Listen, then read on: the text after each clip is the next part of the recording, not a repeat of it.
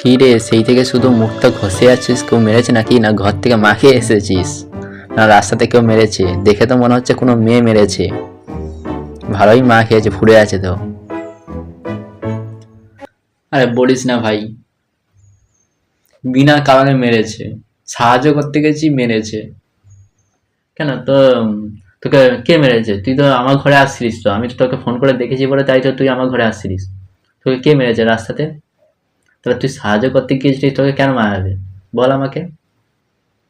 আর থাপ্পড় মেরে দিয়েছে, তুই একটা মাত্র কথা বলেছিস তাতেই তোকে মেরে দিয়েছে, এমন কি বলেছিলিস? আরে বলিস না ভাই, আমি শুধু আমাদের কলেজে সেই সিনিয়র ইয়ে আছে না, সে হুট করে ওই কথা বলছিলাম, কথা বলতে বলতে সে হুট করে বললো কি আমার কেমন হাতে বুকটা যন্ত্রণা করে যাচ্ছে।